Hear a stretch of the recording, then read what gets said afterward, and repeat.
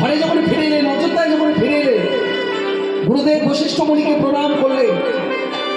গুরুদেব বশিষ্ঠ মুনিকে প্রণাম করার পর যুগ পুরুষোত্তম রামচন্দ্র গুরুদেব বশিষ্ঠ মুনিকে প্রণাম করছেন। প্রণাম করে সিংহাসনে বসলেন। সিংহাসনে বসে মনের আনন্দে যাকে যা পাচ্ছেন খুলে খুলে দিয়ে দিচ্ছেন। কাউকে গলার হার খুলে দিচ্ছেন, কাউকে হাতের আংটি খুলে দিচ্ছেন। গুরুদেব বললেন, লক্ষণকে কিছু দাও।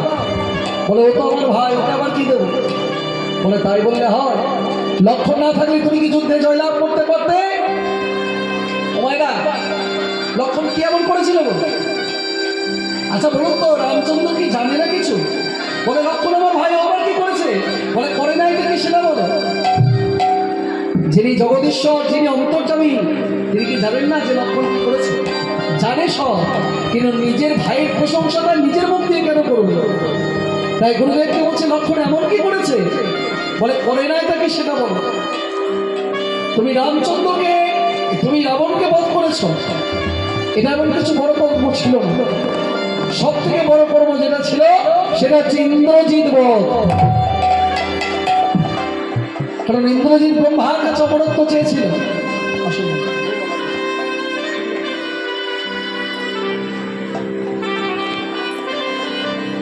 সবাই কলুধ্বনি করবেন, হরে হরে বলবেন।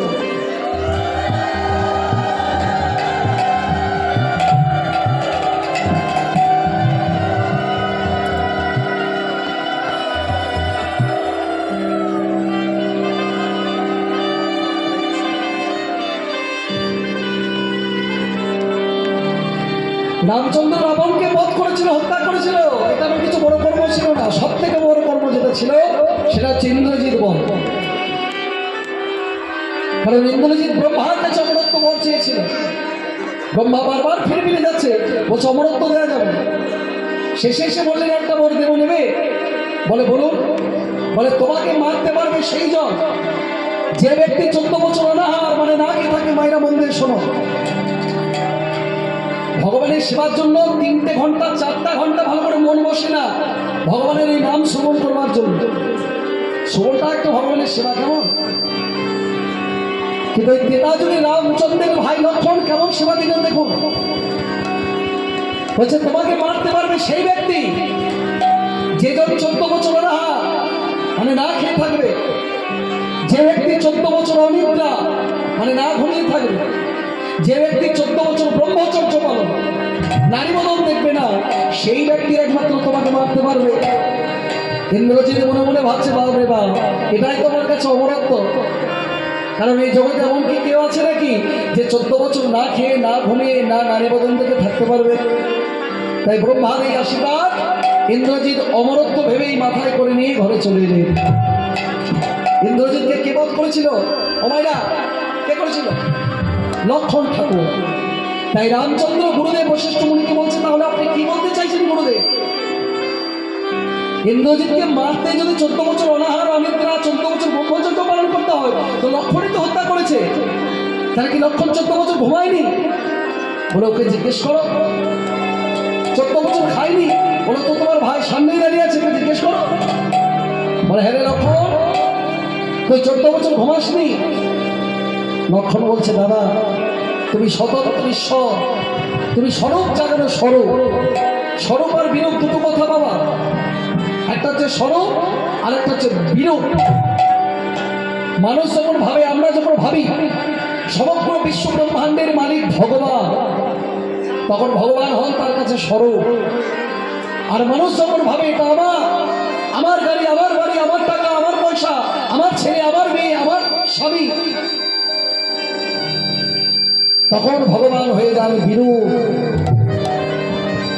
তাই লক্ষণ ঠাকুর বলছে, প্রভু দাদা গো, তুমি তো স্বতন্ত্র ঈশ্বর, তোমার কাছে আমি মিথ্যা বলতে পারবো না। যেদিন আমি বনে গিয়েছিলাম সেই দিনে আমার 2 চোখে ঘুম নেমে এসেছিল। নিদ্রাকে চিৎকার করে ডেকে বলেছিলাম, ওরে নিদ্রা, ওরে নিদ্রা,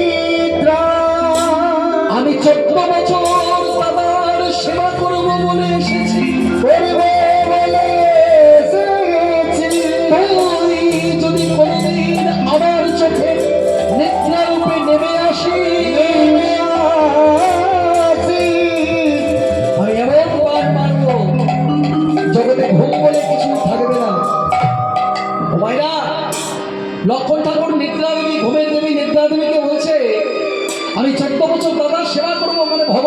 করবো বলে এসেছি।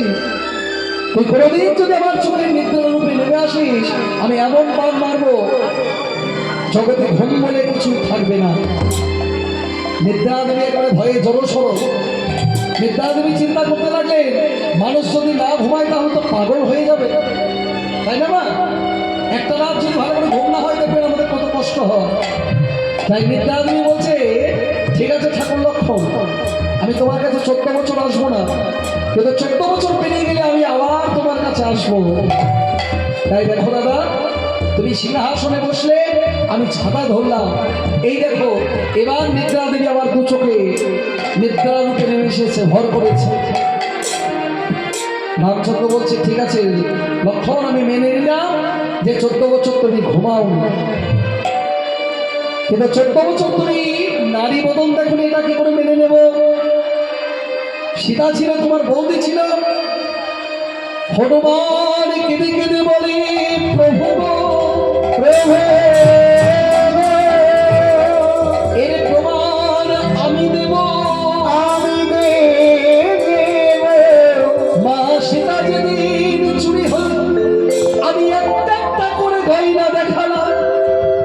ঠাকুর লক্ষণ কেঁদে কেঁদে বলে, ওরে হনুমান, এত গয়না তুই আমায় দেখাস না, আমি নাহি চিনি মায়ের হার কেউ, হাতের গলা জানি না, গলার হার জানি না, আমি শুধু জানি মায়ের চরণের কমল। মায়ের চরণ হনুমান বলছে, প্রভু যেদিন মা সীতা চুরি হলো, সেদিন আমি ঠাকুর লক্ষণকে একটা একটা করে গয়না দেখালাম। আচ্ছা বলুন তো ভাইরা, সীতা দেবী কি চুরি হয়েছিল? হ্যাঁ, রাবণ কি সীতাকে চুরি করে নিয়ে গেছিল? কোনটা? হরিবল হরিবল হরিবল। যেদিন সীতাকে হরণ করে নিয়ে গেল, ওই কে নিয়ে গেছিল? রাবণ। তো রাবণ যখন হরণ করে নিয়ে গেল, তখন ভোলানাথ মুচকি মুচকি হাসছে, আর দেবী পার্বতী ভোলানাথকে বলছে, প্রভু তুমি তো বলো শিবের গুরু রাম, রামের গুরু শিব, তা তোমার গুরু হাসিতা প্রাণ সীতা বলে কাঁদছে, আর তুমি এখানে বসে বসে মুচকি মুচকি হাসছো। দেবাদিদেব মহাদেব হচ্ছেন তত্ত্বের সাগর, হ্যাঁ, তিনি হচ্ছেন পরম বৈষ্ণব, শ্রেষ্ঠ বৈষ্ণব। সেই দেবাদিদেব মহাদেব জানে যে সীতাকে হরণ করার মতো ক্ষমতা কারণ নেই। সীতার যখন বিয়ে হয়েছিল, তখন একটা সভার আয়োজন করা হয়েছিল না? ওই হরধনুটাকে যে তুলে ভাঙতে পারবে, সেই একমাত্র সীতা দেবীর স্বামী হবে, তাই না? তাহলে ওই হরধনুটাকে রাবণ 1 ইঞ্চি পর্যন্ত নাড়াতে পারেনি, আর সেই হরধনুটাকে সীতা প্রত্যেক দিন এক হাতে করে তুলে ওই এক হাতে কাপড় দিয়ে প্রত্যেক দিন মুছত। তাহলে সীতা দেবীর ক্ষমতা দেখবার চিন্তা করুন মায়েরা, হ্যাঁ, সেই সীতাকে হরণ করার ক্ষমতা কি রাবণের আছে? ভগবান যাই করেছেন সমস্ত কিছু লীলা, অন্তর্জগৎ আর বহির্জগৎ, বহির্জগৎ আর অন্তর্জগতের অনেক তফাৎ। এই ভগবান শ্রীকৃষ্ণ সমস্ত লীলা বাইরে করেছেন, কিন্তু অন্তর্জগতে কি করতে চাইছেন এটা অনুভব করতে হবে। রাবণ সীতাকে হরণ করে নিয়ে গেল বটে, কিন্তু এটা ভগবানের তো লীলা, তিনি আমাদেরকে শিক্ষা দেওয়ার জন্য তিনি দেখালেন যে সীতা প্রতিদিন হরধনুকে মুস্ত নিজের হাতে করে তুলে সেই হরধনুকে রাবণ 1 ইঞ্চি নড়াতে পর্যন্ত পারে। তার কি ক্ষমতা সীতাকে হরণ করার মতো? হ্যাঁ, তাই আজকে ঠাকুর লক্ষণ হনুমান বলছে, সীতা দেবী যখন হরণ হলো প্রাকৃতিক জগতে, মানে লীলা ক্ষেত্রে, তখন বলছে আমি ঠাকুর লক্ষণকে একটা একটা করে গয়না দেখালাম। ঠাকুর লক্ষণ কেঁদে কেঁদে বললো, এত গয়না তুই আমায় দেখাস, আমি নাহি চিনি মায়ের হার কেউ, হাতের বালা জানি না, গলার হার জানি না, আমি শুধু জানি মায়ের চরণের কমল, চরণের কমল। সেদিন বলেছিলাম 14 বছর শুধু চরণ পানি চেয়েছিল, বদন পানি চাইনি। রামচন্দ্রের মুখে এবার একটু একটু করে হাসি ফুটছে। বলে বেশ, এটাও মেনে নিলাম যে তুমি 14 বছর নারী বদল দেখো, কিন্তু তুমি 14 বছর খাওনি, এটা কি করে মানবে? তুমি নিজে ফল পেরে এনেছো, আমি নিজে ভাগ করে দিয়েছি। ফলকে সঙ্গে করতো না লক্ষণ থাকো, আর ভাগ করতো কে? রামচন্দ্র। লক্ষণ বলছে তুমি ফল ভাগ করে দিতে বটে, কিন্তু কোনোদিন তুমি আমাকে সেবার অনুমতি দাও না। সবসময় তুমি বলতে লক্ষণ ফল ধরো, ফল খাও বলে কোনোদিন তুমি আমাকে সেবার অনুমতি দাও না। তাহলে কতটা ভগবানকে ভালোবাসতেন লক্ষণ, চিন্তা করো। রামচন্দ্র বলছে তাহলে ফলগুলো গেলে কোথায়? পঞ্চবটি বনের মধ্যে আছে। হনুমানকে আদেশ করলো, হনুমান নিয়ে এলো, একবারে শুকনো দড়ির মতো হয়ে গেছে, শুকিয়ে একবারে শুকনো দড়ির মতো হয়ে গেছে। রামচন্দ্র নিমেষের মধ্যে গুনে গেতে দেখলো প্রায় দিনের ফল মেল হয়ে গেল, মাত্র 7 দিনের ফল মেল হচ্ছে না। বলে তাহলে তুই এই 7 দিন ফল খেয়েছিস? লক্ষণ মনে মনে বলছে দাদা তুমি হয়তো জানো, তুমি তো সবই জানো অন্তর্যামী, হয়তো আমার কাছে শুনতে চাইছো। এবার প্রকাশ্যে বলছে দাদা এই 7 দিন ফল পাড়া হয়নি, খাওয়া হয়নি। বলে কোন দিন ফল পাড়া হয়নি, খাওয়া হয়নি, হিসাব দিতে পারবি? নিশ্চয়ই দিতে পারবো দাদা।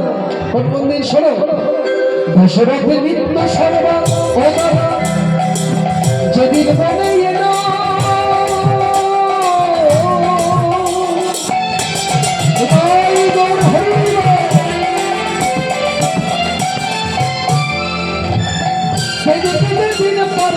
ফল পেয়ে আমি দেব, আর দশরথের মৃত্যু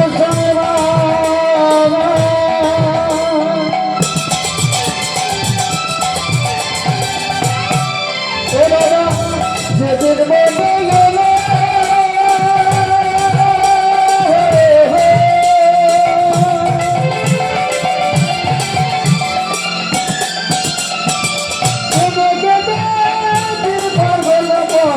গেল, পিতার মৃত্যু সংবাদ যেদিন বনে এলো, সেদিন পিতার মৃত্যু শোকে কাতর হয়ে আমরা ফল পাতেও পারিনি, খেতেও পারিনি। তাহলে সেদিন ফল পাড়া হয়নি, খাওয়া হয়নি। আর কোন দিন? ময়দান শক্তি সে আমার মারিল, আমার মারিল শক্তি সে আমার মারিল, কেঁদে কেঁদে দিন পর হলো ফলকে আনিবে, কেঁদে কেঁদে পর হলো ফলকে আনিবে বাবু। ময়দানব কে ছিল? কে বলতে পারেন? একটু হাত তুলবেন। কে ছিল ময়দানব? হরে বল, হরে বল। রাবণের শ্বশুরের নাম ছিল ময়দানব। কে ছিল ময়দানব? রাবণের শ্বশুর।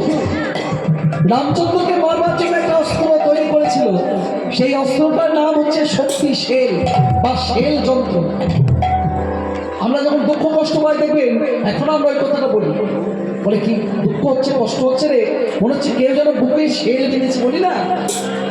রামচন্দ্রকে মারবার জন্য তৈরি করেছিল ময়দানব, ভুল করে মেরে দিয়েছিল ঠাকুর লক্ষণ। সেদিন লক্ষণ অচৈতন্য হয়ে গেল। গন্ধমাদন পর্বত থেকে হনুমান কি করলো? গন্ধমাদন পর্বত থেকে হনুমান বিশল্যকরণী তুলে নিয়ে এলো, আর সেই পাতার রস পেটে শিবা দিলে, সেই রস পেয়ে ঠাকুর লক্ষণ বেঁচে উঠেছে। আর যেই না বেঁচে উঠেছে, সমস্ত কপি সৈন্য ওই দুহাত ধরে নৃত্য গীত করছে। কিন্তু হনুমানের কি বগল দেওয়া আছে? কে আছে? ভানু বগল দেওয়া আছে। কেন? কারণ যখন গন্ধমাদন আনতে যাচ্ছিল, তখন লঙ্কার রাজা রাবণ আদেশ করেছিল যে 1 প্রহর আগে তুমি উদয় হবে, সূর্যদেবকে আদেশ করেছিল। তাই উদয় হওয়ার সময় কি করেছিল ঠাকুর লক্ষণ? এই হনুমান কি করেছিল? বগল দেওয়া করেছিল সূর্যদেবকে। তাই সবাই মিলে দুহাত তুলে নৃত্য করছে, আর হনুমান কি করছে? 1 হাত তুলে নৃত্য করছে। সবারই হয়েছে কেমন? জয় রাম শ্রীরাম, জয় জয় শ্রীরাম, জয় রাম শ্রীরাম, জয় জয় শ্রীরাম, জয় জয় শ্রীরাম, জয় জয় শ্রীরাম, জয় রাম শ্রীরাম, জয় জয় রাম, জয় রাম শ্রীরাম, জয় জয় রাম, জয় রাম শ্রীরাম, জয় শ্রীরাম। রঘুপতি রাঘব পতিত পাবনে সীতারাম, রঘুপতি রাঘব পতিত পাবনে সীতারাম, রঘুপতি রাঘব পতিত পাবনে সীতারাম। জয় রাম শ্রীরাম, জয় জয় শ্রীরাম, জয় রাম শ্রীরাম, জয় জয় শ্রীরাম, জয় রাম শ্রীরাম, জয় জয় শ্রীরাম,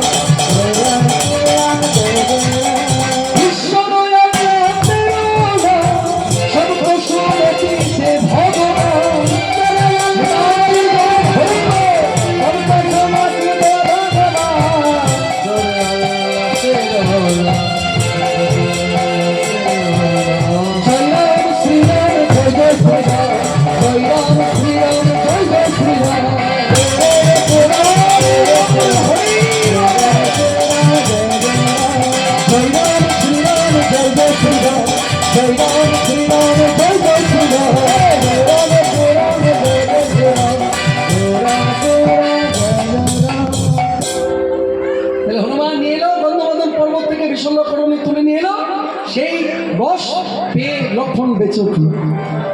তাহলে সেই দিনও ফল পাড়া হয়নি, খাওয়া হয়নি। 2 নম্বর দিন। 3 নম্বর দিন কোনটা? যেদিন মহিলাগণ আমাদের পাতালে নিয়ে গেল সেদিন আমাদের ফল পাড়া হয়নি, খাওয়া হয়নি। 4 নম্বর দিন, যেদিন নাগপাশে আমরা বন্দী রইলাম, সন্ধ্যাবেলায় পক্ষীরাজ গরুণের ভয়ে যখন সাপগুলো সরে গেল সেই দিন আমাদের ফল পাওয়া হয়নি, খাওয়া হয়নি। 5 নম্বর দিন, যেদিন সীতা অপহরণ হলো, সীতা মাতা অপহরণ হলো, সেদিন তুমি হা সীতা প্রাণ সীতা বলে কেঁদেছিলে, আর আমি মা সীতা বলে কেঁদেছিলাম। সেদিন আমাদের ফল পাড়া হয়নি, খাওয়া হয়নি। 5টা দিনের হিসাব হলো। 6 নম্বর দিন কোনটা? রাবণ মনে মনে চিন্তা করেছিল, সীতার মাথাটা যদি রামচন্দ্রের কাছে কাটা নকল পুতুলের মতো তৈরি করে যদি নকল সীতার মাথাটা রামচন্দ্রের কাছে নিয়ে গিয়ে দেখানো হয়, তাহলে হয়তো এই যুদ্ধের পরিসমাপ্তি ঘটবে। নকল সীতার মাথায় আমি ও দাদা তোমারে দেখালো,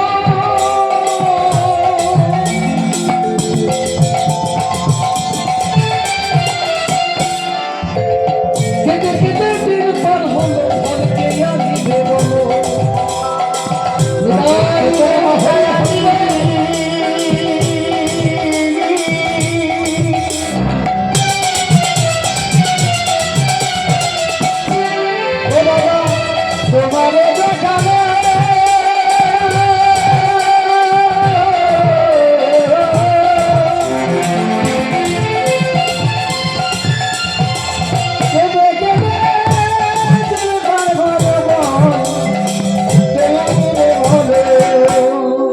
নকল সীতার মাথা যেদিন তোমাকে এনে দেখালো সেদিন তুমি কেঁদেছিলে, সেদিনও ফল পাড়া হয়নি, খাওয়া হয়নি।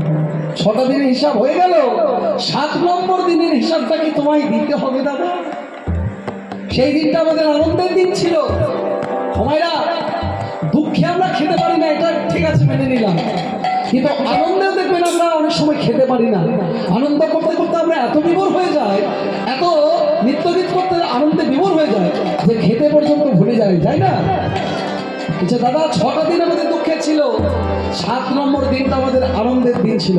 সময়টা বলো, সেই দিনটা কোন দিন ছিল?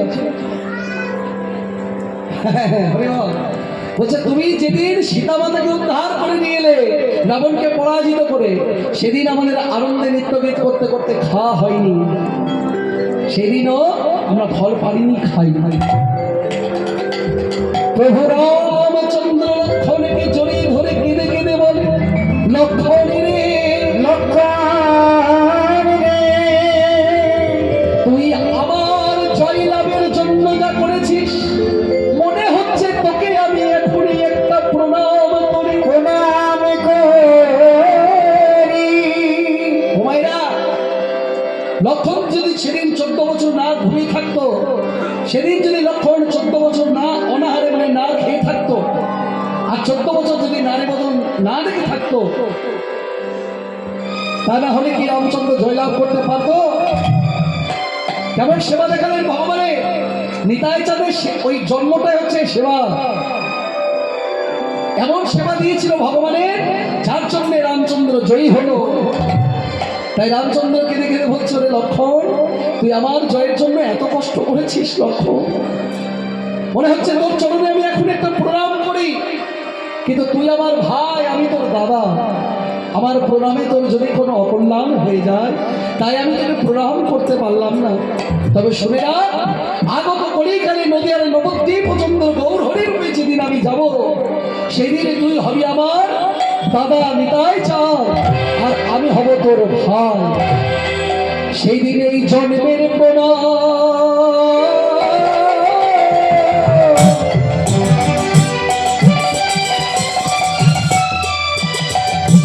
সে জন্মে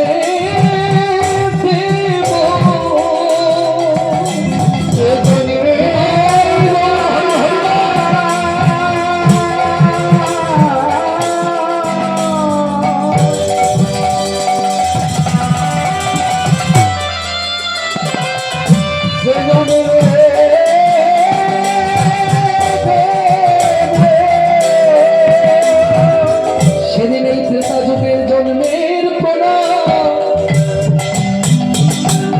কলিকালে সে জন্মে দেব।